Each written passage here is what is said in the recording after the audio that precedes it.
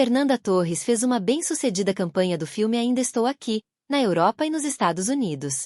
Trouxemos alguns trechos mais marcantes de sua passagem pela América.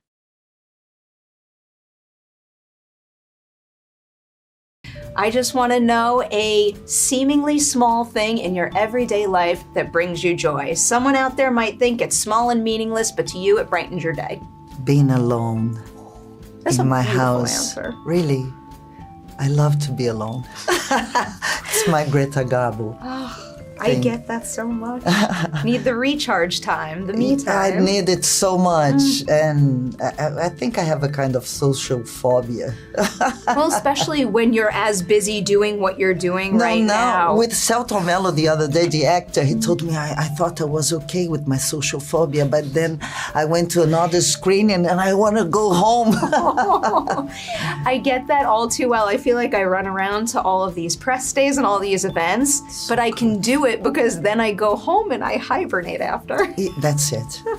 Do you have an on-set vice? Something like a food or a drink or something you turn to that helps you power through a really long day on set? Espresso.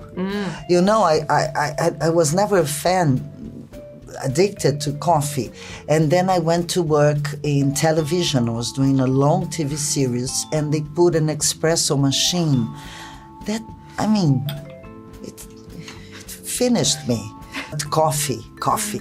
As someone who drinks a lot of coffee and has an energy drink at her feet, I very much understand that feeling. The energy, I don't, I don't like it. And I don't like tea coffee. In America, you do this, I like that creamy coffee, Italian one. Oh. Short and powerful, like Probably. a pill. What's up, everyone? Welcome back for a new edition of Collider Ladies Night, one that I've been eagerly awaiting since TIFF this year when I was lucky enough to celebrate I'm Still Here with Fernanda Torres. I get to say congratulations yet again. Can't wait to talk about it. Thank you very much. I mean, Ian, it's wonderful to meet you again. What is the movie you saw, performance you saw, personal experience you had, whatever it may be, that first made you say to yourself, I absolutely have to be an actor? My parents on stage, of course. I mean, I was raised in the wings of theater. Our dining table was the place where they rehearsed. And it's a profession that your parents do with such a love, and you can feel that they're enjoying it, sometimes more than being at home. Jumping into your first credits now, I know you were on 2 telenovelas, and I've had a lot of guests on the show who tell me... No, it's not telenovelas. Oh. No, I did one soap at the age of 18 that I hated so much. Oh, no. I hated so much, and I was like I was the mocinha, the little heroine, and they cry. They just cry. And I hated it so much that I said, I cannot do it. And it was a problem because in Brazil, the soap opera industry is very strong with a lot of great things. It's not that it's bad, but it was not for me. Then it took a long time. I went to cinema, I went to theater, and finally I was called to a sitcom. And I discovered myself in television because then you don't have to cry, you just have a great time in a very heavy industry.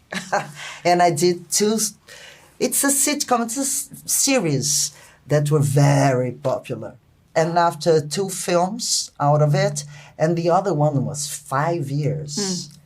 5 years. You just brought up international cinema, and this had crossed my mind. And I don't know if this is something that ever interested you or you wanted, but a lot of times I've spoken to actors on Ladies Night who started their careers in other parts of the world, and they've expressed to me that they hit a point where they're like, I want to go to Hollywood and make it there. Was that ever an itch for you? I think it was never possible for me. First, I was not like... I don't know. I never had like a film that hit internationally, even with the Palme d'Or. The film didn't succeed. And or I should move and try a life abroad, or I should stay in Brazil and work. And Brazil, that's funny because in Brazil, you can reach things. I mean, nowadays I write in the main newspaper. I can publish books, I can do plays, I can do cinema, I can write scripts. I have so many options as a producer. And once in a while, a film like Walter's movie appears, and then you go. And the other possibility, and I have friends who did it and are very successful, is to move. But then you have to move. And I never had a reason to move because my life was so incredible there that I never had this necessity of leaving Brazil. So a really beautiful thing to have. And after we published the interview that we did at TIFF, I was just watching the comment section get flooded with people who were so excited to see you on Collider because what you've done for cinema there has meant so much to them. So yeah, you see. Really, a really beautiful thing to have established. But Brazil is a strange country because we are surrounded by ocean and Spanish-speaking countries. So we feel isolated, but we are 200 million people. And we consume our own culture. So it's you feel isolated, and once in a while, something that you do go internationally, and we are so proud of it. But most of the time, we live in this Greenland of Portuguese people and creative people. I'm going to say huge congratulations on this film. Thank you so much for being on Ladies' Night. It was so nice to get to sit down and have a longer conversation. Thank you very much. I appreciate all of the homework I have to do because clearly I need to be exposed more to Brazilian cinema, and you have inspired that in me this year. So Terra em Transe, you must see. It's a must see.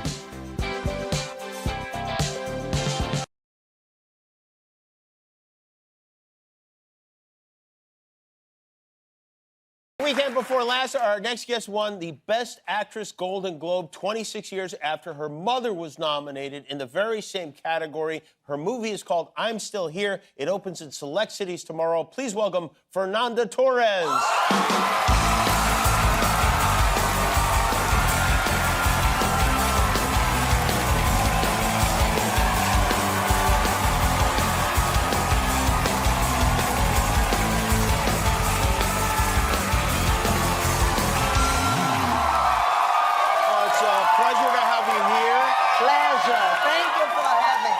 Great to have you. And congratulations, by the way. What a couple of weeks. I mean, really, that's something else. What a strange week. Man, it was like a roller coaster. See, you go up and then down in the fires. Right, yeah. Evacuating, and it was quite a ride. Have you been here the whole time in L.A., or you were on with Kelly and Mark, right, in New York? Yes, then I went to New York because I was supposed to go. Right. But then I had to come back for you, man. Well, thank you for doing that. I appreciate it. Wow. Oh, so Mary Tyler Moore is somebody you were familiar with growing up over there? Please. Oh, totally. Wow. Gene is a genius. I mean, you Americans are very good in, selling your culture. Yes, we are. You're very good at it. It's one of the few things we're good at. Yeah. This movie is based on a true story. It's a great movie, and you're fantastic in it. And everybody's great. It seems so real. It's so, well, it is something that actually happened. Will you tell us a little bit about the story for those? You know, the whole thing that is happening with this film, even my award, I think we do it to this amazing woman called Eunice Paiva, who lost her husband during the Cold War because the dictatorship in Brazil was part of the Cold War, a very dystopic time like the one we're living now. And this woman, she became a widow with 5 children. And the film is the story of the disappearance of this man. I won't do any spoiler here. And how this woman, in a tragic moment, reinvented herself and actually became herself. So it's in a way, it's a feminist movie, but she does it very softly, in a very intelligent way. Eunice is a very special person. And she became this lawyer. She went back to law school at the age of 46 with 5 children. And she became a lawyer and a defense of human rights. So it's a great woman. Well, it is really, thank you so much for, I'm happy to be your final task. I will tell you the last thing. What? Because I had to go to New York after the fire. Then they told me, Fernanda, Kim, they have like this Thursday for you, but you have to go back from New York to LA. I said, oh, really? 5 hours? And then 5 hours, said Fernanda, it's the chance of a lifetime. Oh, thank you. I didn't know where we were headed with that. So I'm kind of like Mary Tyler Moore to Same you, thing. in a lot of ways. Same thing. Of course you are. I'm Still Here is the name of the movie. It opens in select cities tomorrow and then all over the country starting next month. Fernanda Torres, everybody. Thank you. We're back at Fifth Turn. But your mother, Fernanda Montenegro, is considered the doyenne, the greatest, she's the brilliant. dame.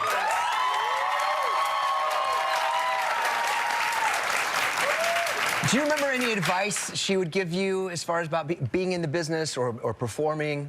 No, it's not an advice, I think, but they were very independent. My father and my mother, they were raised producing their own plays in theater. Yeah. So my whole life I saw them like choosing the next play and what to do. And this sense of independence, I think I inherit from them. Yeah, you're so lucky to have them as good blueprints for this business. Yes, I was lucky. Because it's in a this tough sense. business without having like a blueprint for how to comport yourself, what to do. How you make things happen for yourself. But I think in Brazil it's less wild than here, because here it's like a big industry. So I think you can get lost here more easily than in Brazil. In Brazil, you can produce your own things. So in a way, you are in charge. But they taught me a lot. And they raised me in wings of theaters. And when you are the daughter of actors, they don't have weekends. Right. They don't have, in holidays, when everybody's out, they are working more than everybody. So I kind of went to the theaters to be with them. Yeah, of course. And that's what happens. All right.